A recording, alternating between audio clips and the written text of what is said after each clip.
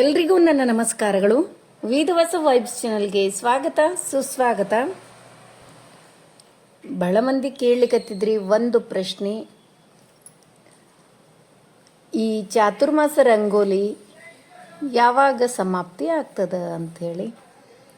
ಇದೇ ಏಕಾದಶಿಗೆ ಅಂದ್ರೆ ಉತ್ಥಾನ ದ್ವಾದಶಿ ದಿವಸ ನೈವೇದ್ಯ ಮತ್ತು ತುಳಸಿ ಲಗ್ನ ಆಯಿತು ಅಂತಂದ್ರೆ ಈ ಚಾತುರ್ಮಾಸ ರಂಗೋಲಿ ಸಮಾಪ್ತಿ ಆಗ್ತದೆ. ನೀವು ಏನು ದಾನ ಕೊಡಬೇಕಂತ ಹಿಡಿದಿದ್ರಿ ಅದೆಲ್ಲ ಏನದ ಉತ್ಥಾನ ದ್ವಾದಶಿ ದಿವಸ ಕೊಟ್ಟು ಮುಗಿಸ್ಬೇಕು ನೋಡ್ರಿ. ಮತ್ತು ಈ ವರ್ಷ ಅಂತೂ ಅಧಿಕ ಮಾಸ ಬಂದದ, ಇನ್ನೂ ಒಂದು 4 ತಿಂಗಳು ಆಮೇಲೆ ಮತ್ತು ಅಧಿಕ ಮಾಸದ್ದು ಸೇವೆ ಸ್ಟಾರ್ಟ್ ಆಗ್ತದೆ. ಆ ಟೈಮ್ನೊಳಗೆ ಅದ್ರ ಬಗ್ಗೆ ಡಿಸ್ಕಸ್ ಮಾಡೋಣಂತ್ರಿ. ಈಗ ನೋಡ್ರಿ, ಮುಂಜಾನೆಯ ರಂಗೋಲಿ. ಈಗ ಮುಂಜಾನೆಯ ರಂಗೋಲಿ ಅಂದ ತಕ್ಷಣವೇ ಎಲ್ರಿಗೂ ನೆನಪಾಗೋದು ಮುಂಜಾನೆಯ ರಂಗೋಲಿ ಜೊತೆಗೆ ಮುಂಜಾನೆಯ ಮಾತು, ಹೌದಿಲ್ರಿ? ಮುಂಜಾನೆಯ ರಂಗೋಲಿ ಜೊತೆ ಮುಂಜಾನೆಯ ಮಾತು.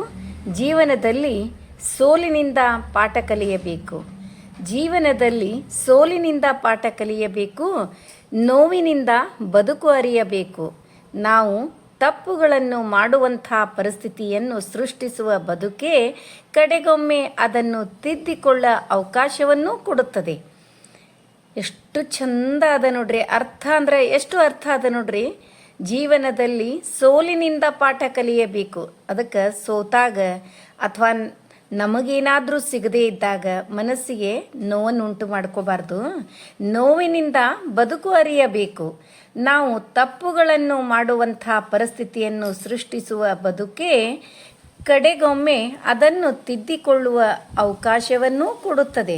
ಬದಲಾಗುವ ಮನಸ್ಸು ಮಾತ್ರ ನಮಗಿರಬೇಕಷ್ಟೇ ಅಲ್ವೇ? ನಮ್ಮ ಮಾತು ಯಾವುದೇ ವೃತ್ತಿಗೆ, ಯಾವುದೇ ವ್ಯಕ್ತಿಗೆ ನೋವು ತರಿಸುವಂತಿರಬಾರದು, ಸ್ಫೂರ್ತಿ ತುಂಬುವಂತಿರಬೇಕು. ಅವರು ಯಾರೋ ಮಾತನಾಡಿದರೆಂದು ನಾವು ಅವರ ಜೊತೆಗೆ ಧ್ವನಿಗೂಡಿಸಬಾರದು. ಯಾಕೆಂದರೆ ಅವ್ರಿಗೂ ನಮಗೂ ವ್ಯತ್ಯಾಸವೇ ಇಲ್ಲದಂತಾಗುತ್ತದೆ.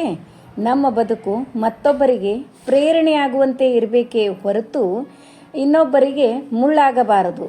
ನಮ್ಮ ಬದುಕು ಯಾವತ್ತೂ ಇನ್ನೊಬ್ಬರಿಗೆ ಮತ್ತೊಬ್ಬರಿಗೆ ಪ್ರೇರಣೆಯಾಗಿ ಆಗುವಂತೆ ನೀವು ಜೀವಿಸೋಣ ಅಂತ ಹೇಳ್ತಾ, ಎಷ್ಟು ಚಂದ ಅದ ನೋಡ್ರಿ ಇದು ಮುಂಜಾನೆ ಮಾತು, ಎಷ್ಟು ಅರ್ಥಪೂರ್ಣ ಆಗ್ಯದ. ನೀವೆಲ್ಲ ಈಗ ಸದ್ಯಕ್ಕೆ ಒಂದಿಷ್ಟು ನೋಡ್ತಿರ್ತೀವಿ. ಏನಪ್ಪ ಅಂತಂದ್ರೆ ಎಲ್ಲರ ಜೀವನದಲ್ಲಿ ನೋಡಿರ್ತೀವಿ, ಒಬ್ಬರನ್ನ ಬೈಯುವುದಾಗ್ಲಿ ಅವಹೇಳನ ಮಾಡುವುದಾಗ್ಲಿ ಮಾಡ್ತಿರುವಾಗ ನಾವು ಅವ್ರ ಜೊತೆಗೆ ಧ್ವನಿಗೂಡಿಸ್ತೀವಲ್ಲ, ಅದರಷ್ಟು ಪಾಪ ಯಾವುದೂ ಇಲ್ರಿ. ಯಾಕೆ ನಾವು ಹಂಗೆ ಮಾಡ್ತೀವಿ, ಯಾಕೆ ಹಂಗೆ ಮಾಡ್ತಾರ ಅಂತಂದ್ರೆ ಅವ್ರಿಗೆ ಕೆಟ್ಟ ಆಗೋದು ಬೇಡ, ಇರಲಿ ಬಿಡು ಅಂಥೇಳಿ ಮಾಡ್ತೀವಿ. ಆದ್ರೆ ಎಲ್ಲಿ ಕೆಟ್ಟ ನಡೆದಿರ್ತದೋ ಅಲ್ಲಿ ಧ್ವನಿ ಎತ್ತಬೇಕ್ರಿ. ಅಂದ್ರೆ ನಮ್ಮದೇ ಆದ ಒಂದು ನಾವು ಏನಿರ್ತೀವಿ ಅದಕ್ಕೆ ಬೆಲೆ ಬರಬೇಕು. ಅಂದ್ರೆ ಒಂದು ಎಲ್ಲಿ ಕೆಟ್ಟ ನಡೆದಿರ್ತದ ಅಲ್ಲಿ ನಾವು ತಿಳಿಸಿ ಹೇಳಬೇಕು. ಇಲ್ಲ ಅಂದ್ರೆ ಅವರು ಮಾಡಿದ ಪಾಪದೊಳಗೆ ನಮಗೂ ಸಾಕಷ್ಟು ಪಾಲು ಅಂಥೇಳಿ ಆಗ್ಬಿಡ್ತದೆ. ನಾನು ಹೇಳಿದ್ದು ಅರ್ಥ ಆಗಿರ್ಬೋದು ಅಂತ ಅನ್ಕೋತೀನಿ. ಇವತ್ತಿನ ಮುಂಜಾನೆ ಮಾತು ಭಾಳ ಅಂದ್ರೆ ಭಾಳ ಅರ್ಥಪೂರ್ಣವಾಗಿತ್ತು ರೀ, ಹೌದಿಲ್ರಿ? ನೋಡ್ರಿ, ಇವತ್ತಿನ ರಂಗೋಲಿ ಹೆಂಗೆ ಆಗ್ಯದ ಕಮೆಂಟ್ ಮಾಡಿ ತಿಳಿಸೋದು ಮರಿಬೇಡ್ರಿ. ಇನ್ನೂ ಒಂದು ಎಷ್ಟು ಚಂದದ ನೋಡ್ರಿ. ಅತ್ಯಂತ ಕೆಟ್ಟ ಸ್ಥಿತಿಯಲ್ಲಿ ನಮ್ಮ ಕೈ ಬಿಟ್ಟವರನ್ನು ಮತ್ತು ಅಂಥದ್ದೇ ಸಮಯದಲ್ಲಿ ನಮ್ಮ ಕೈ ಹಿಡಿದವರನ್ನು ಎಂದಿಗೂ ಮರೆಯಬಾರದು. ನೋಡ್ರಿ, ಇದ್ರೊಳಗಂತೂ ಸಾಕಷ್ಟು ಅರ್ಥ ಅದ. ಎಕ್ಸ್ಪ್ಲನೇಷನ್ ಬೇಕೇ ಆಗಿಲ್ಲ. ಯಾಕಂದ್ರೆ ಹಂಗೆ ಎಕ್ಸ್ಪ್ಲೇನ್ ಮಾಡ್ಕೋತ ಕೂತ್ವಿ, ನೀವು ಡಿಸ್ಕಸ್ ಮಾಡ್ಕೋತ ಕೂತ್ವಿ ಅಂತಂದ್ರೆ ಬಹಳಷ್ಟು ಆಗ್ತದೆ. ಆದರೆ ಎಷ್ಟು ಅರ್ಥ ಅದಂದ್ರೆ ಅತ್ಯಂತ ಕೆಟ್ಟ ಪರಿಸ್ಥಿತಿಯಲ್ಲಿ ಅವ್ರ ನೆನಪಿರಲಿಕ್ಕೇ ಬೇಕು. ಮತ್ತು ಇನ್ನೂ ಒಂದು, ನಮಗೆ ಸಹಾಯ ಮಾಡಿದವರು. ಇವೆರಡೂ ನಮಗೆ ಬೇಡ ಅಂದರೂ ಅದರ ಸಹಾಯ ಮಾಡಿದವ್ರನ್ನಂತೂ ನಾವೇ ನೆನಪಿಟ್ಕೋಬೇಕು. ಸತತವಾಗಿ ಒಂದೊಂದು ಪ್ರತಿ ಕ್ಷಣದಲ್ಲೂ ಅವರಿಗೆ ಒಳ್ಳೆಯದಾಗಲಿ ಅಂತಲೇ ನಮ್ಮ ಮನಸ್ಸು ಯಾವತ್ತೂ ಹೇಳ್ಕೊತಿರ್ಬೇಕು. ಅದೇ ರೀತಿ ಕೆಟ್ಟ ಪರಿಸ್ಥಿತಿ ಅಂತಂದ್ರೆ ನಮಗೆ ದುಃಖ ಕೊಟ್ಟವರನ್ನು ಮರಿಬೇಕು ಅಂದರೂ ಮರಿಲಿಕ್ಕೆ ಆಗಂಗಿಲ್ಲ, ಹೌದಿಲ್ರಿ? ಯಾಕಂದ್ರೆ ಅವರು ಎದುರಿಗೆ ಬಂದ್ರೆ ಸಾಕು, ಇವರು ಹಿಂಗೆ ಅಲ್ಲಪ್ಪ ಅಂತ ಮರಿಬೇಕಂತಂದ್ರು ಮರಿಲಿಕ್ಕೆ ಆಗಂಗಿಲ್ರಿ. ಅವ್ರನ್ನ ನೋಡಿದ ತಕ್ಷಣನೇ ನೆನಪೇ ಆಗ್ಬಿಡ್ತದೆ, ಇವರು ಈ ಥರ ನಮಗೆ ಕಷ್ಟ ಕೊಟ್ಟರು ಅಂಥೇಳಿ. ಅದಕ್ಕೆ ಅದು ನಮ್ಮ ಮನಸ್ಸಿಗೆ ನೋವಾಗಿದ್ದಕ್ಕೆ ಹಂಗಾಗ್ತದೆ. ಆದರೆ ನಮಗೆ ಒಳ್ಳೇದನ್ನು ಮಾಡಿದವ್ರನ್ನ ನಾವೇ ಫೋರ್ಸ್ಫುಲಿ ಅಂತಾರೆ ನೋಡ್ರಿ. ಯಾಕಂದ್ರೆ ನೆನಪಾರು ಚಿಟ ಭಾಳ ಇರ್ತದೆ. ಯಾಕಂದ್ರೆ ಒಬ್ರು ಹೆಲ್ಪ್ ಮಾಡಿದಾರಂದ್ರೆ ಆಗಿನ ಪೂರ್ತಿ ನೆನಪಿರ್ತದೆ. ಮುಂದೆ ಮತ್ತು ನಾವು ಹಾಗೆ ಬೇರೆ ಬೇರೆಯವ್ರು ನಮಗೆ ಸಹಾಯ ಮಾಡ್ಲಿಕ್ಕತ್ತರು ಅಂದ್ರೆ ಹಿಂದಿನವ್ರನ್ನ ಮರೆಯುವ ಮನುಷ್ಯನ ಸ್ವಭಾವ. ಅದನ್ನು ಬಿಟ್ಟು ನಾವು ಯಾವತ್ತೂ ಅವರಿಗೆ ಒಳ್ಳೆಯದಾಗಲಿ ಒಂದು ಸಣ್ಣ ಸಹಾಯವನ್ನು ಮಾಡಿದರೂ ಅದನ್ನು ಸ್ಮರಣೆ ಮಾಡ್ತಾ ನಾವು ಯಾವಾಗ ಇರ್ತೀವೋ ಅದು ಒಂದೇನೋ ನಮ್ಮ ವ್ಯಕ್ತಿತ್ವಕ್ಕೆ ಬಹಳ ಮೆರುಗನ್ನು ಕೊಡ್ತದೆ. ನಮ್ಗೆ ಗೊತ್ತಿಲ್ಲದೆ ಮೆರುಗನ್ನು ಕೊಡುವಂಥದ್ದು ನೋಡ್ರಿ. ಎರಡೂ ಕೂಡ ಥಾಟ್ಸ್ ಬಹಳ ಚಂದ ಇದ್ದು ಇವತ್ತು, ಹೌದಿಲ್ರಿ? ರಂಗೋಲಿ ಕೂಡ ಹೆಂಗೆ ಅನ್ನಿಸ್ತು ಅಂಥೇಳಿ ಕಮೆಂಟ್ ಮಾಡಿ ತಿಳಿಸೋದು ಮರಿಬೇಡ್ರಿ. ಇವತ್ತೇನು ಸ್ಪೆಷಲ್ ಅಂತೀರೇನ್ರಿ? ಇವತ್ತು ಭಾಳ ಸಿಂಪಲ್ ಆದ ಅಡುಗೆ. ಈಗಂತೂ ಡೈಲಿ ಅದೇ ನಡೆದದ. ಸಿಂಪಲ್ ಆದ ಅಡುಗೆ ಅಂದ ತಕ್ಷಣ ನೀವು ಎಲ್ಲ ಗೊತ್ತೇ ಆಗಿಬಿಡ್ತದ. ಬಕ್ರಿ ನಮ್ಮ ಮನೆ ಒಳಗೂ ಕೂಡ ಬಕ್ರಿ. ಆದರೆ ನಾವೊಂದು ಸ್ವಲ್ಪ ಡಿಫ್ರೆಂಟ್ ಡಿಶ್ ಟ್ರೈ ಮಾಡಿದ್ದೆ. ಭಾಳ ಅಂದ್ರೆ ಭಾಳ ಟೇಸ್ಟಾಗಿತ್ತು. ಎಲ್ಲರ ಬಾಯಿಯೊಳಗೂ ನಾವು ಪನ್ನೀರ್ ಇತ್ತು ಅಂತಂದ್ರೆ ನಾವು ನೀವೆಲ್ಲ ಏನು ಹೇಳ್ತೀವಿ, ಪಾಲಕ್ ಪನ್ನೀರ ಅಂತ ಅಂತೀವಿ. ಬಟ್ ನಾನು ಟ್ರೈ ಮಾಡಿದ್ದು ಮೆಂತೆ ಪಲ್ಯ ಜೋಡಿ ಪನ್ನೀರ್ ಹಾಕಿ ಮಾಡಿದ್ದೆ. ಪಾಲಕ್ ಪನ್ನೀರ್ಗಿಂತ ಟೇಸ್ಟ್ ಆಗಿತ್ತು ರೀ. ಅದಕ್ಕೆ ನೀವು ಕೂಡ ಅದನ್ನು ಟ್ರೈ ಮಾಡಿರಿ. ಟ್ರೈ ಮಾಡೋಣ ಅಂತ ತಿಳ್ಕೊಂಡು ಅದನ್ನು ಟ್ರೈ ಮಾಡೀನಿ. ಭಾಳ ಅಂದ್ರೆ ಭಾಳ ಟೇಸ್ಟಾಗಿತ್ತು. ಹೆಲ್ದಿ ಡಿಶ್ ಕೂಡ. ಯಾಕಂದ್ರೆ ಮಕ್ಕಳು ಪನ್ನೀರ್ ಅಂದ್ರೆ ಭಾಳ ಮಕ್ಕಳು ಇಷ್ಟಪಡ್ತಾರಲ್ಲ, ಅದಕ್ಕೆ ಆದಷ್ಟು ಪನ್ನೀರನ್ನು ಮನೆ ಒಳಗೆ ರೆಡಿ ಮಾಡಿರಿ. ನಾನು ನೆಕ್ಸ್ಟ್ ಟೈಮ್ ಮನೆ ಒಳಗೆ ಮಾಡ್ಕೋಬೇಕಾದ್ರೆ ನಿಮಗೆ ತೋರಿಸ್ತೀನಿ. ನೀವು ಕೂಡ ಎಲ್ಲರೂ, ಆದರೆ ನಾವು ಫ್ರಿಜ್ ಯೂಸ್ ಮಾಡೋಂಗಿಲ್ಲ. ನೀವೆಲ್ಲ ಫ್ರಿಜ್ ಯೂಸ್ ಮಾಡ್ತೀರಿ, ನಿಮಗಂತೂ ಮಸ್ತ್ ಅದು ಯಾವ ಶೇಪ್ ಒಳಗೆ ಬೇಕು, ಕ್ಯೂಬ್ ಒಳಗೆ ಬೇಕು ರೆಡಿ ಆಗಿಬಿಡ್ತದೆ. ಬಟ್ ನಾವು ಫ್ರಿಜ್ ಅಂತೂ ಯೂಸ್ ಮಾಡೋಂಗಿಲ್ಲ. ಅದ ರೀ, ಬಟ್ ಫ್ರಿಜ್ ಯೂಸ್ ಮಾಡೋಂಗಿಲ್ಲ. ನಿಮಗೆಲ್ಲ ಗುರ್ತದ.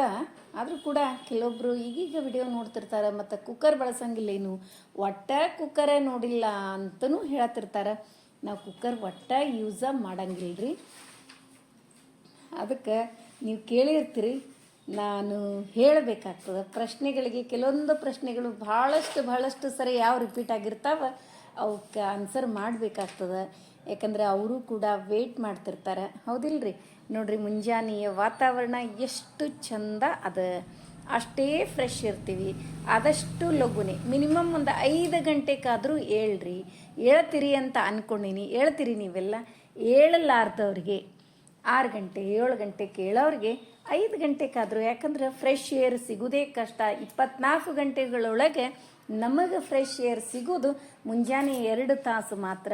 ಆ ಫ್ರೆಶ್ ಏರ್ ನಮಗೆಷ್ಟು ಫ್ರೆಶ್ ಇಡ್ತದೆ ಅಂತಂದ್ರೆ ಹೋಲ್ ಡೇ ಫ್ರೆಶ್ ಇರೋದಲ್ಲದೆ ಫ್ರೆಶ್ ಆಲೋಚನೆಗಳು, ಪಾಸಿಟಿವ್ ಥಾಟ್ಸ್, ಅದರ ಜೊತೆಗೆ ಆರೋಗ್ಯನೂ ಸುಧಾರಿಸಿರ್ತದೆ.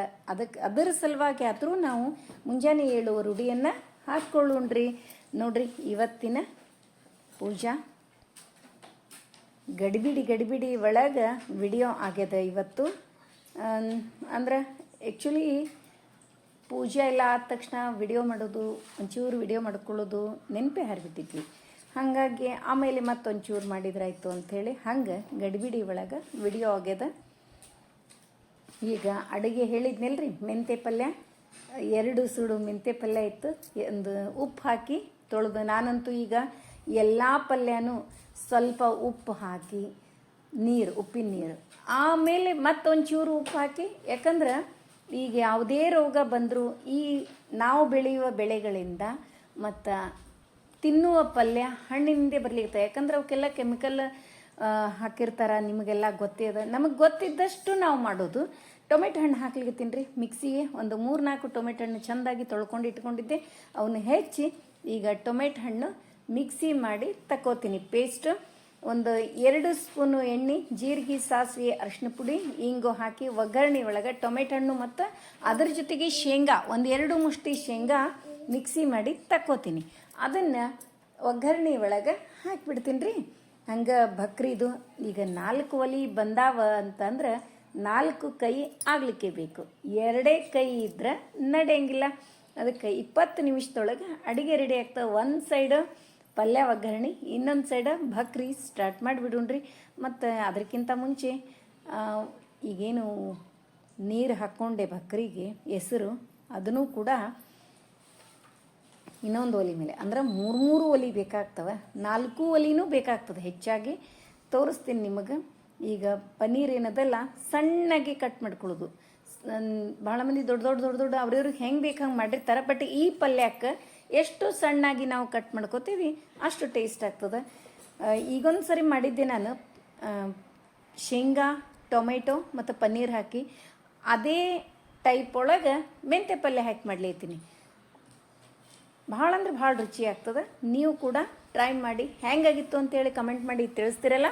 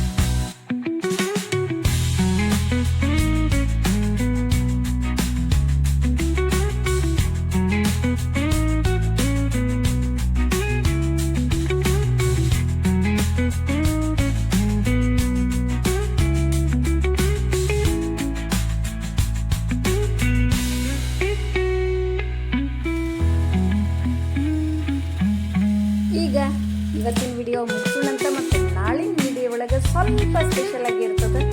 ಏನಪ್ಪ ಅಂತಂದ್ರೆ ಲಗ್ನ ತಯಾರಿ ರೀ. ಅದಕ್ಕೆ ಲಗ್ನ ತಯಾರಿ ನಾನೇನು ಮಾಡಿಕೊಂಡೆ ಅನ್ನೋದನ್ನು ಒಂದು ಸ್ವಲ್ಪ ಕ್ಲಿಪ್ಸ್ ಅಂತೂ ಅಪ್ಲೋಡ್ ಮಾಡಿರ್ತೀನಿ. ಮತ್ತೆ ಮುಂದಿನ ವಿಡಿಯೋದಲ್ಲಿ ಸಿಗೋಣ.